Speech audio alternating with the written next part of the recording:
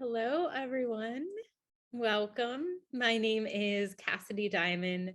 I am the Associate Director of Public Programs and Events here at the IDA. This is my cat Nerbs, who has decided to join us today for this Q&A around a really wonderful film, Writing with Fire. The conversation is hosted by Claudia Puig. Before we get started, I would like to offer a brief land acknowledgement. I'm coming to you today from Chicago, which is on the unceded land of the Potawatomi people, who have been stewards of this land for generations. As always, I'd like to thank IndieWire for their support in bringing this series to you all. We have some more films coming up. We're not quite done yet. So head over to documentary.org/screenings-series to see the rest of our upcoming films. And without any further ado, I'm going to hand things off to Claudia to get the conversation started. I'm so fortunate to have the directors, Rintu Thomas and Sushmit Ghosh, here with us today. Thank you both so much for this important and stirring and inspiring documentary. We've discussed this off camera. I was deeply moved by how insightful your film is and by the wonderful journalists and their commitment to justice and doing this amazing work. So thank you. Thank you. I wanted to ask you how you first heard about Khabar Lahariya and what prompted you to once you did, to take the approach you did by following these three particular journalists. We saw a photo story online, a stop motion piece on their work, and was surprised that we didn't know about them because they had been by then a print newspaper for about 14 years. So when we met them in person, they invited us to a meeting that they were having in their local office. And that's the meeting you saw in the film where Meera is leading this conversation around we need to shift. And there was such an amazing energy in that room. There was nervousness, excitement. And in general, as filmmakers, Sushmit and I are very interested in stories about identity, representation, who we are, how did we get here, where are we going. All our short docs have been in that space. And just being in that room, I think at the end of the day, both of us realized that we've never seen Dalit women like this. In all of our own popular culture in India, they're either represented as victims, there's a narrative of victimhood, or as these superheroes that you can't connect with. The ordinariness and the coolness of it is completely different. And that's what we experienced in that room. And so then we realized that they were at a very exciting cusp, and it would be just the perfect place for a filmmaker to enter and follow that journey. We thought it would take 2 years. It eventually did take 5. But we were following that arc, but we knew that we also wanted to go deep. So it was a bit of both.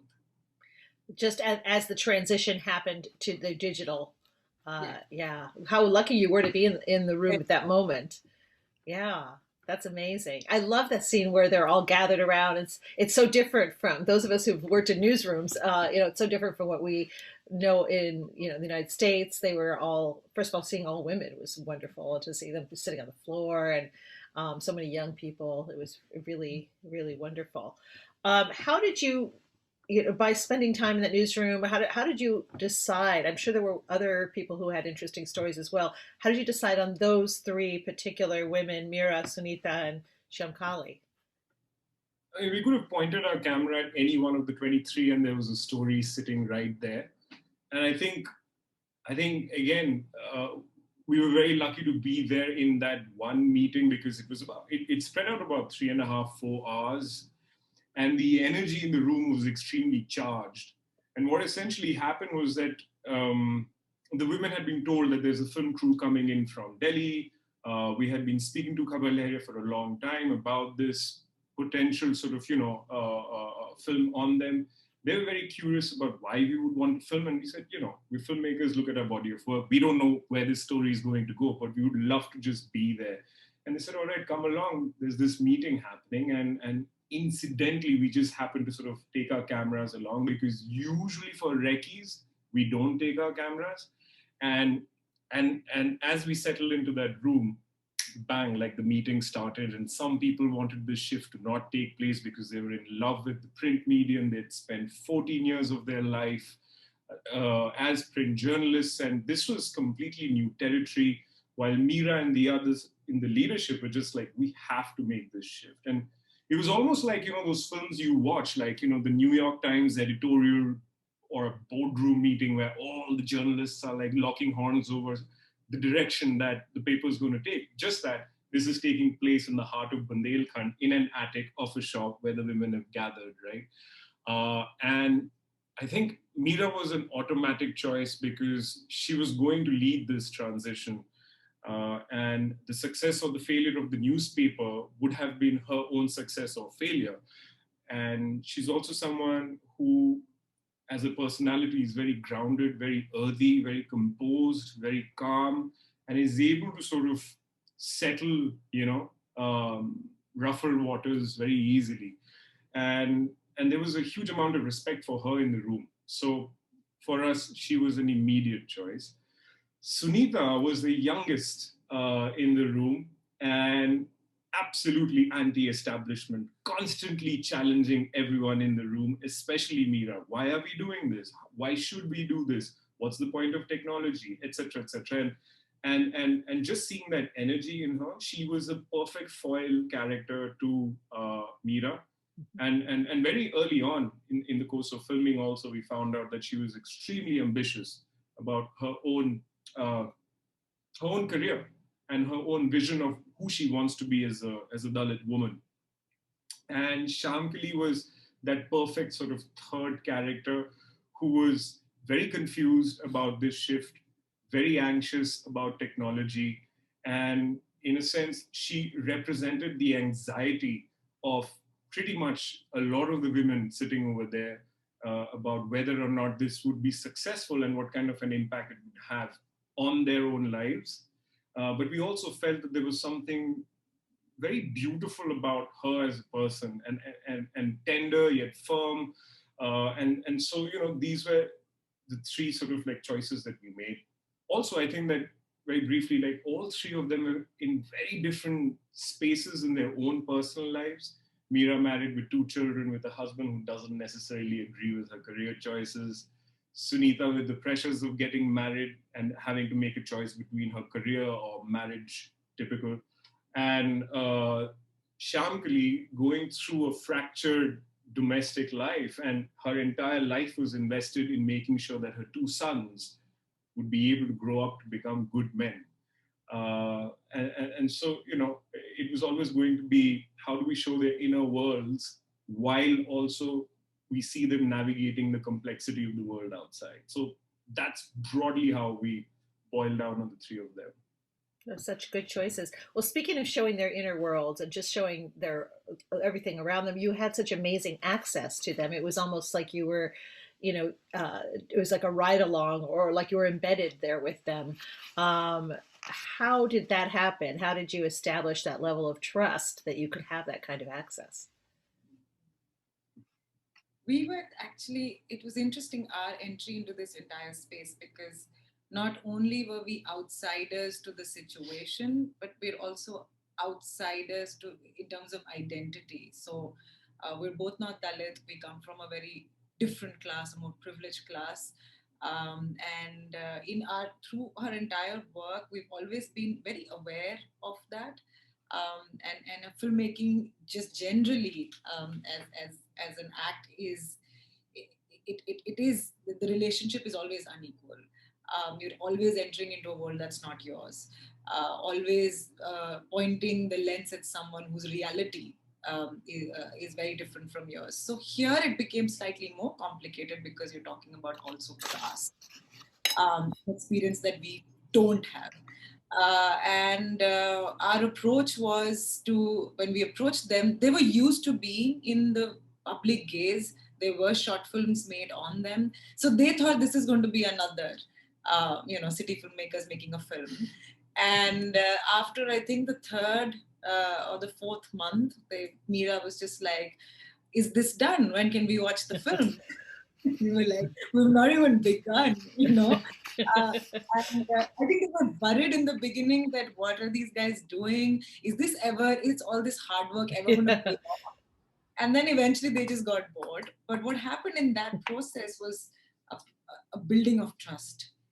There were schedules where we didn't take the camera, where we just went with them, hung out with the families, got invited for having a chai and just talking, spending time with the children, watching cricket with the husbands. So they realized that we're not there to judge them, and they I think through these conversations and just our presence and our openness to even open our own lives to them, they realized that the lens is sort of correct. I think, because I think that was a very good litmus test for us.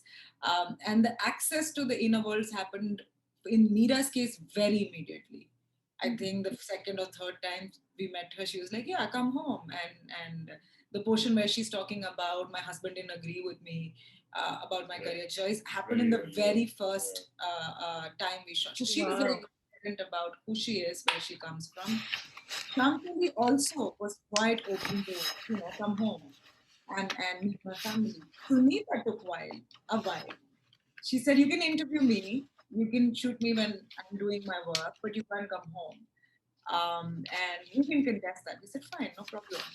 And for a year, majority of the filming took place with Meera and Shamkali, and sporadically with Sunita. And almost a year later, once we were just wrapping up a shoot, and she said, "Why don't you guys come home? I'm cooking and spend the night." And for us, that was so special.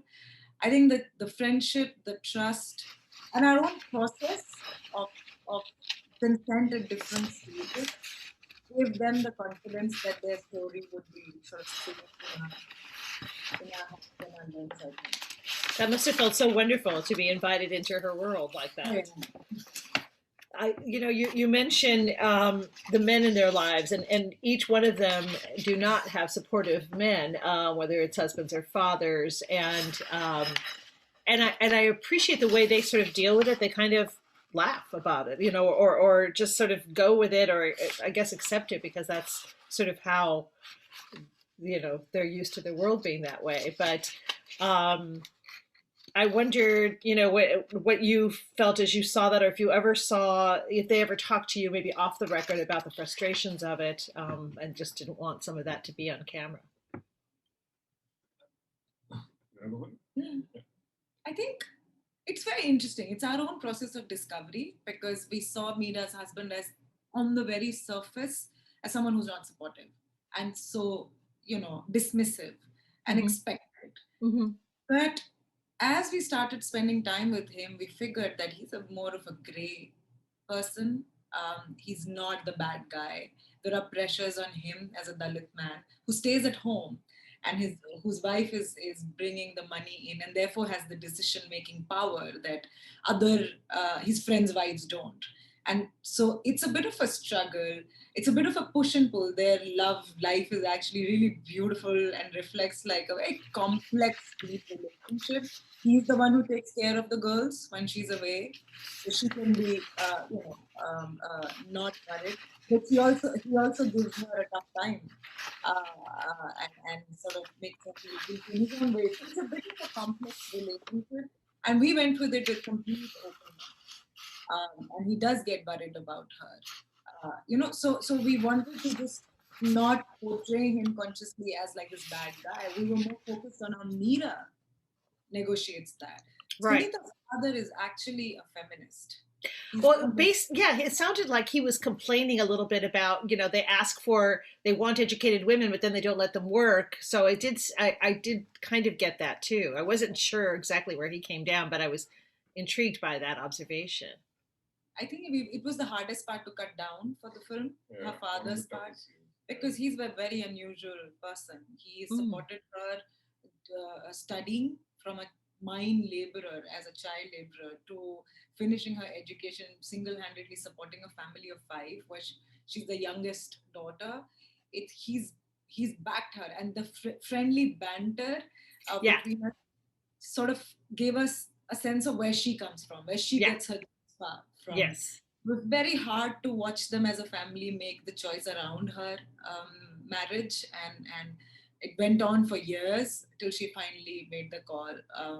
So it's a mix. It's, you know, and the people outside, the men outside, from like mansplaining Mansplaining a lot, yeah. to being in silent awe. We got the whole variety. Yes. I think Yeah. one of the things that Yeah, I love. Oh, sorry.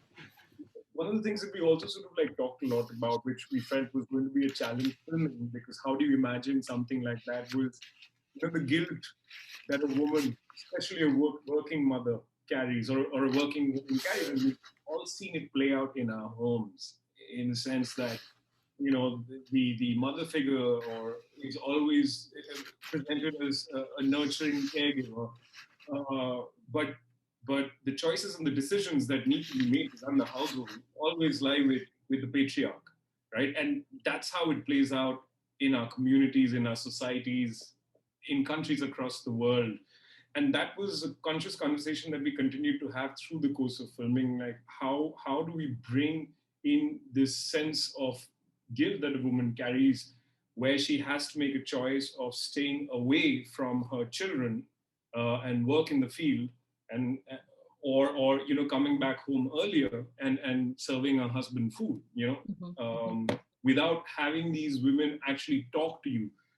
Can there be scenes? Because that's where their everyday lives become super complex, because while they're in the field covering illegal mines, you see the physicality of the challenges, you see the dangers out there, but it's this sort of complex navigation of these very dynamic personal relationships in the house that also then sort of complete their world. And we were constantly seeing it. And I think, like, by the end of the first year of filming, like, Meera started talking to us, Sunita started talking to us about, you know, and I think the fact that we were married and they would see our banter on while filming as husband and wife and as best friends. They're just like, how do you guys do this? Because it must be crazy, because you're going back home, you're living together, and you're making food, and you're talking about work, and then the next day the relationship becomes professional. Like, how do you? And so I think, you know, the fact that we were able to sort of let our guards down consciously and create like a level playing field where they could ask us anything that they wanted, as opposed to also us being very sort of candid about our own lives and their own lives, led to sort of these conversations, and which led to this level of comfort where they were like, they're filming, it doesn't matter. I'm having an argument with my husband, I don't mind them sort of being present. So I think that sort of led to access and the intimacy that you feel in the film. Yeah, that makes perfect sense. I was struck by, you know, how people would, or men would patronize them sometimes. And at one point, I think it was Shamkali, or maybe it was Sunita, who said, you know, instead of patronizing me, why don't you do an interview on camera? And then there's the scene where the guy, I think, chides Sunita and says, always pamper an official with praise, and, you know, lead off with, you know, feel good questions and that kind of thing, and giving you sort of a window into all of that. I thought that was, I'm sure that navigation is complicated. And those were two of the most two of the more toughest scenes to shoot, because it involved the police, and just being careful around how you're positioning yourself, the camera, everything, and yet getting what you want. So I think those two are my favorite scenes in the film. Those really stood out for me too. Yeah. I love the camaraderie of the women. I really, you know, especially when they went together to Kashmir, sort of that team building, but also how they supported one another and encouraged each other. And the scene where Meera is explaining to Shankali about the idea of an angle to a story as opposed to just promoting. And I just thought that was, you know, you didn't see that, you know, oftentimes when we see journalism depicted, at least in the United States, it's about competition, you know, the first one to get the story and all that. And we saw a sense of support and encouragement. Is that pretty much what you always encountered? All throughout. And that is what makes Lahariya's model of journalism so unique. there were many a times while filming, I would just be like, so Shamkali would be struggling with her phone, and you know exactly what button she needs to press for, like, you know, and I was so tempted to just go, oh, that's the one. You know, hold back because I think I mean, while filming, you want to ensure that, you know, the pristinity of that moment that's playing out over there is not diluted or polluted by your presence. And as you're trying to push the storytelling more into the observational form, that's the experience that you want to give the viewer. What does it look like and feel like being a short Dalit woman who's actually got the whole world out in front of her, and she's confronting like these obstacles? And I think one of the biggest things that we realized was that Khabar Lahariya's model of journalism essentially is built around this idea of a feminist lens and an independent lens on the world around us. And the fact that we will not let one of ours down. And that's why extensively they have these regular training sessions, physically, like how to work your phones, trainings around what consent means, how do you deal with difficulties on the ground, so on and so forth. And I think Meera essentially embodies the spirit of Khabar Lahariya's leadership, where you are firm, but you're also constantly a guiding star for the journalists you're training. And one of the sole purposes of your leadership is to ensure that, you know, the person next to me is able to sort of evolve into a journalist who actually moves beyond my own capabilities as a journalist. And we found that absolutely wonderful. Sunita, I mean, it's not there in the film, went on to become a leader herself. Her style of training is very different. She's very direct, very strict. But the young women that Sunita has now raised are doing extremely well at Khabar Lahariya. So I think the ethos is built around this idea of what is the lens of your story? What does journalism really mean? What is the role of the fourth estate, especially in an environment where independent news is crumbling, leading to a crisis really in democracies across the world? So what is our role? And as Dalit women, how are we championing the free press? And I think that sort of approach really informs like the more granular aspects of their everyday work. Now, I know the newspaper was founded by Dalit women. Are all the women that work there also Dalit? Is that like a requirement, or is that just you're drawn to it? How does that work? If someone from another caste wanted to join, could they? The reporting team, so the general criteria is that you have to be a woman, Dalit, Muslim, or from one of the other underrepresented communities, tribal communities. So you've got to be from a community that's historically marginalized. And the entire reporting team belongs to fulfills this criteria. There is also a leadership team in Delhi. And that is also a beautiful way of how allyship works, because they're able to bring together people with different experiences, different educational backgrounds, so that they're abreast with what's happening. They have now collaborations with different kind of news outlets, organizations across the world, and this kind of bridging these different worlds is really, it's a 360-degree looking out into the world, but the core decisions, the core team is entirely Dalit women. And also you were constantly chronicling the rise of how many viewers, right? I think the last we saw was 151 million on YouTube. And that was 2019. Do you know where it stands now, how much more popular they've become? I think that was around the time just before the film went into Sundance. It was about 151 million. I think they have crossed 170. Sushmit used to be obsessed with I used to be. Another million. Like McDonald's. I remember like way back when they crossed like 1 million on YouTube, there was a party, like everyone was having tea and samosas, and they're like, we crossed 1 million views on YouTube. We always believed that they were going to sort of exponentially grow, but at the pace that they did, I mean, it surprised everyone. So Yeah, it's amazing. I love that they ask such hard-hitting questions, and I thought that was particularly interesting with Meera because she, as you pointed out, she has that very, she's very not authoritative, but you can see where she gathers respect, and she knows her craft so well, but she also knows how to, uh, she's not hard, she's not aggressive about it. She has a way of just asking a question directly, which I thought worked really well. Like when, when they were during that parade or the festival, and someone said it has nothing to do with politics, and she said, "Well, why are you wearing the colors of the ruling party?" And she pressed that, and I liked that each of them had a different style, and you sort of saw, you know.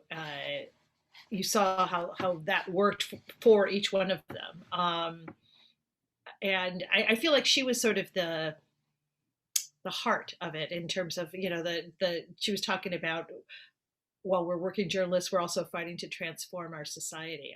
I was really drawn to her because they are crusaders, and I think most people who go to journalism go into it thinking they can affect change and improve the world. And the old adage that a reporter's job is to comfort the afflicted and afflict the comfortable. They embody that so ideally. And I was struck by how their stories actually led to change and improvement, because I think, that's every reporter's dream, but I don't think that happens as much. At least it doesn't happen that much here.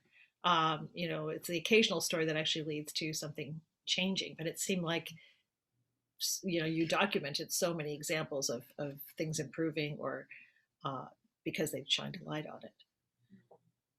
I think that it was very important. It became important for us that formed the narrative for many reasons. It shows when you have a diverse newsroom and you have people reporting on a community, belonging to the community, it has a completely different sense of why I am doing this. Because a question that I always had in my heart was, where do you find this courage from? And you're made and unmade every day with the kind of trauma that you're witnessing.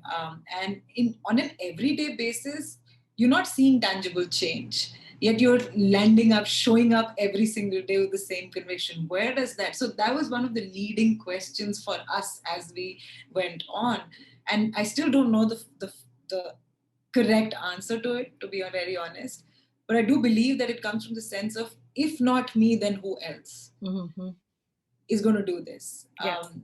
And therefore, what is newsworthy from my lens? Who is newsworthy? And that sort of like changes the whole dynamic completely. Like in India, 92% of the English newsrooms are manned by, the leadership positions are manned by dominant caste men. There is really like minimal representation of the Dalit community. The Editors Guild of India only has one Dalit journalist, and that's Kavita from Lahariya. So that's how so when these newsrooms are producing news, this is going to be mostly stuff that resonates with them. It starts really there, where the invisibilization of it doesn't matter to them that a road is broken, but it matters to a whole community, because children can't go to school, the ambulances won't run, there are deaths, the pregnant women have died. And that's really the importance of grassroots journalism. And for them, they have spread deep and wide in the region, but also captured the imagination of the national, at a national space. And, as we see journalism through a very tough time right now, I think a lot of women journalists respond very strongly to the film, because it reminds them of what is possible, and the kind of negotiations they have to do in a completely different reality. We've got a lot of those responses. Yeah. Well, and given the fact, for them to affect that level of change, they also were in very risky situations. And were you ever afraid for them in terms of repercussions? And besides the fact that they're living in a country that is very dangerous for journalists, and as women they're extra vulnerable, but they were, you know, dealing with the mafia members with the mines and corrupt police, and then the Hindu nationalists and all of that. I mean, it just seems like at every turn there could be peril. Were you ever in a situation as you're filming that you were afraid for them? There were a couple of situations that felt risky, but I think just going back to what Rintu said, like we had once asked them, "How do you do this? Isn't this dangerous for you on an everyday basis?" And they were just like, "We're Dalit women, so that question actually is inconsequential because this is something that we deal with on an everyday basis. Even if we were not journalists, the context would be different, but the situation would be the same." Yeah. And I think that I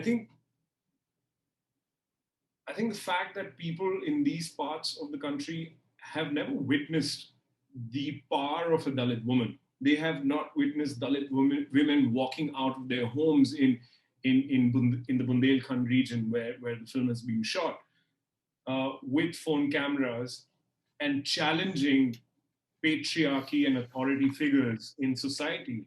They are actually deconstructing a millennia old social construct of caste, right, through the work that they're doing.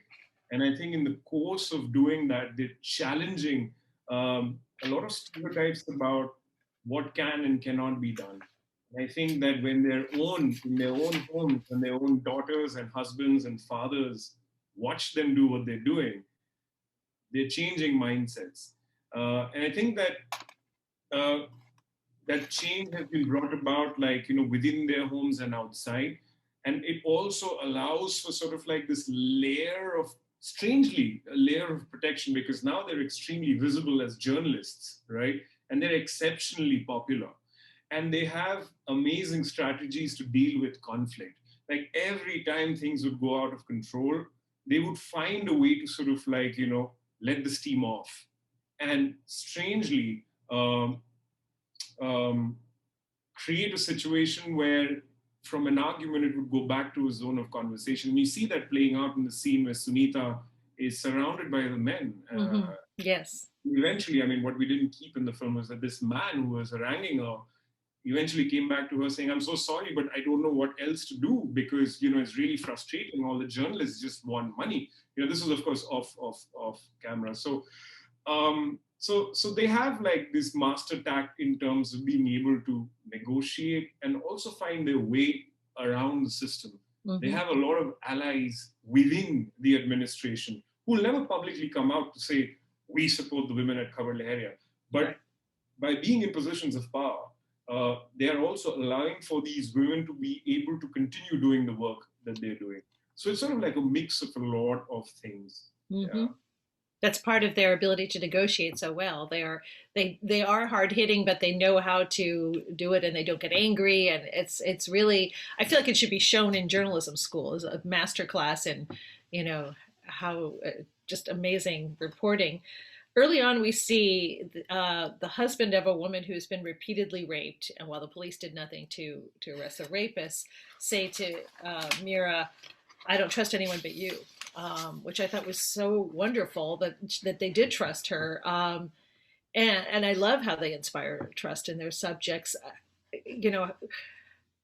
How do you think, I mean, we're talking about this in a way right now, how they deal with people, but what is it about them individually or even collectively that inspires that level? What did you observe about these three particular women that allowed them to gain that kind of trust and confidence from their subjects?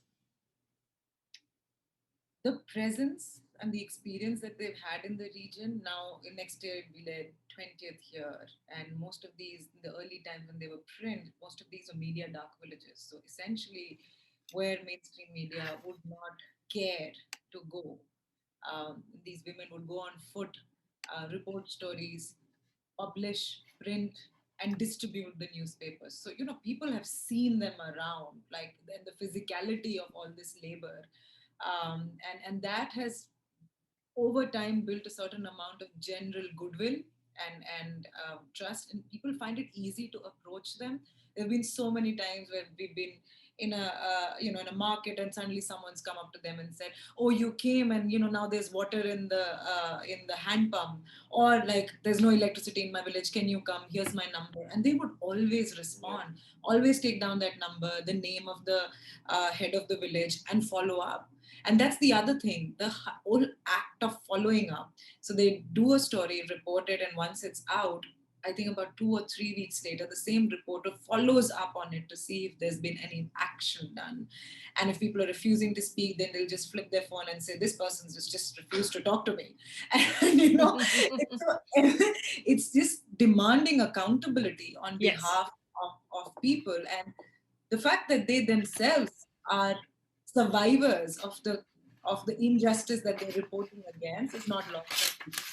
And the shift to digital is, of course, really like magnified their reach. More women, because literacy is a huge barrier, more women can access now their content because of the smartphone penetration, which is quite high in India. I think that's really how people are going. And yet they get the usual, the mansplaining and the general frustration of the media is also directed at them with their attitude, I'm here to do my job.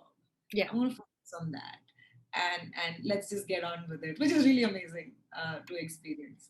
Absolutely. Yeah. I saw in one of those comments, somebody said fake news, and I thought, oh my God, that's been, we've transported that.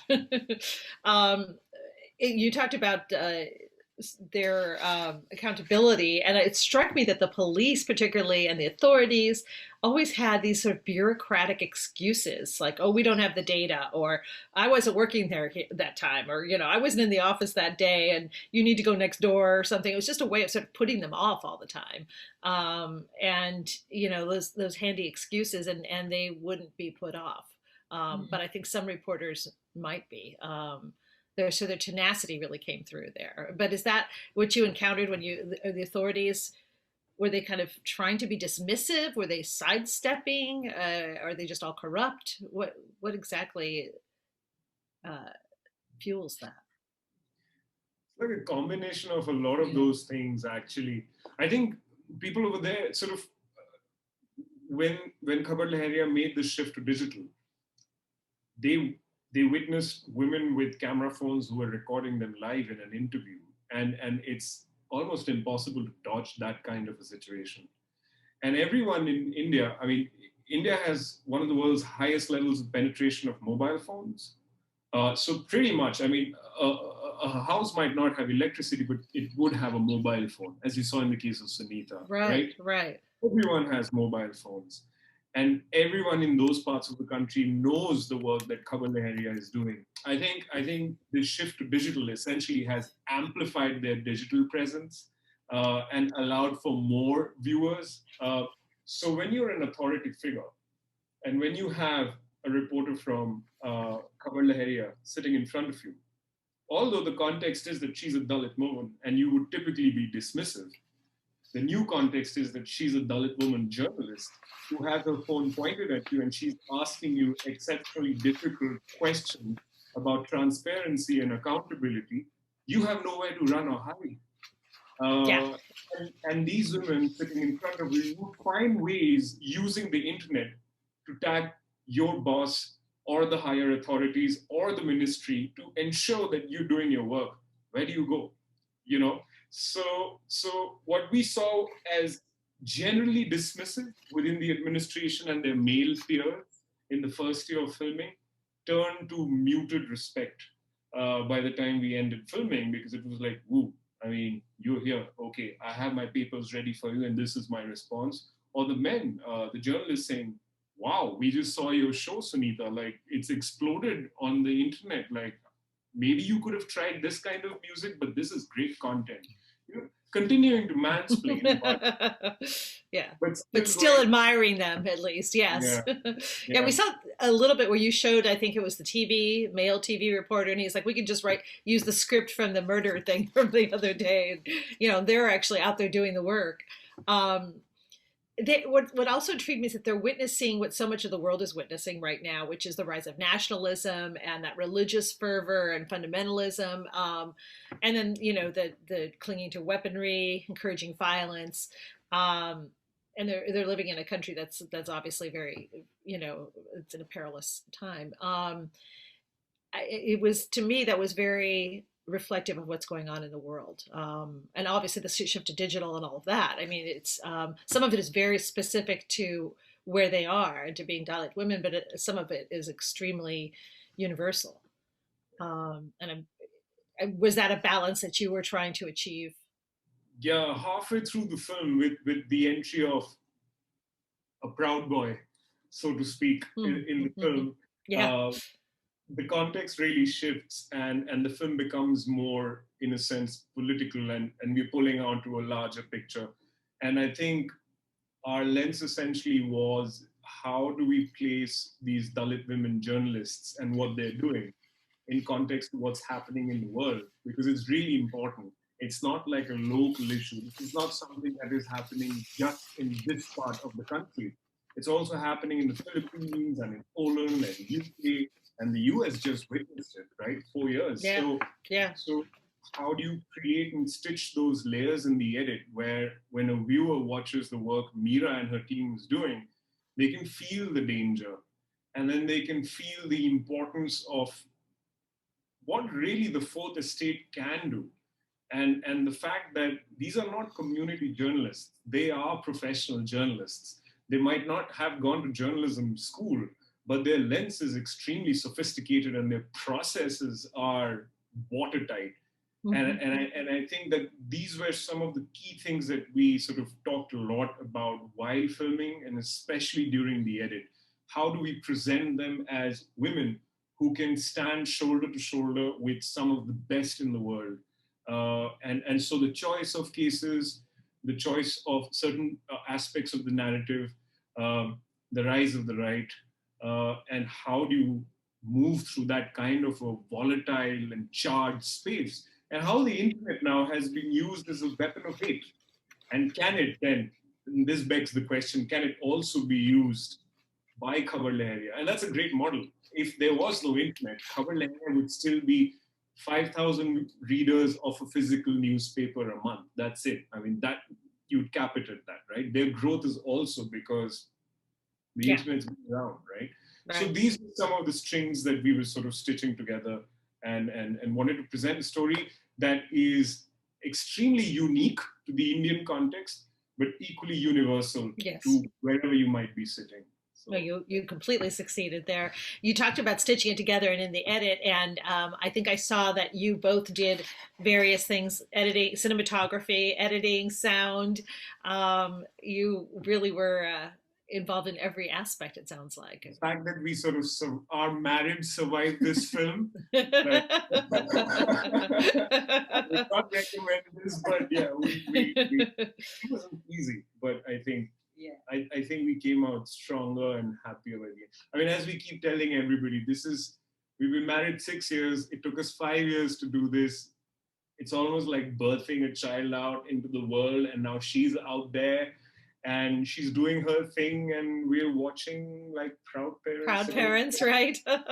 Indian thing. It is. I mean, yeah. Yeah. Oh, absolutely. Yeah. Well, you should be very proud. And I love that not only were these women great reporters, as you say, as on par with anybody who's gone to years of journalism school or works at the New York Times, but they also seemed kind and humble and good-hearted and just as humans, and it was a joy to watch them. Because again, journalists are, in this country anyway, they're regarded on a low, like used car salesmen. Nobody particularly appreciates them. People like to blame journalists for a lot of things, and I really appreciated that you showed their humanity in the way that you did too. So I have so many questions about the specifics of what you did and the 5 years of following them. I just think that's amazing. I wondered about some of the stuff that you might have ended up on the cutting room floor that you wish had gotten in. I think any particular scenes? Shamkali and her boys, we had some really beautiful, poignant scenes. She's the one who got sacrificed the most.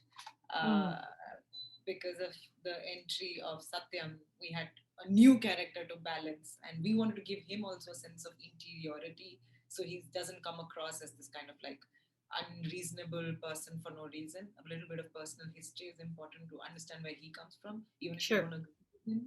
Yeah. And then she got axed and axed and axed. And so that was very hard. Sunita's father, chopping him away was hard, because he gave you a different perspective about an Indian man. So we took the film to them in the pandemic once we finished it, and before it premiered at Sundance. We drove down to UP and with a projector set up a room in a hut with like a white bed sheet and just played the film and waited after the final credits rolled for them to respond, and there was silence. It's just like 5 years of your own life that you're watching on screen, and after that there was applause, and very emotional. They hugged us and they said that we've captured 5 years in their own personal lives, in the life of the newspaper and also of the country. So it was very different for them to experience their life through somebody else's lens. And that was very special. So when they stood by our representation of them, I think we felt even more confident taking the film into the world. And they've joined us on panels. They've done independent panels with festivals. We did as you mentioned, this should be in journalism school. So Meera and us did sort of like a closed door session with Columbia. Wonderful. Wow. Fantastic. So a lot in the pipeline. So there's lots of opportunities being created, and that's really what we love about the process of sharing the story, that their profile grows, and now they're in a new state in India. They're in Bihar, quite a large and complex state like UP. So they've just expanded their bureaus, and they're going strength to strength. That's fantastic. Well, that's a perfect place to wrap up our conversation. And Rintu and Sushmit, thank you so much for your amazing film, and thank you for taking the time to speak with us today. Of course. Thank you, Claudia. What a pleasure. My pleasure is mine.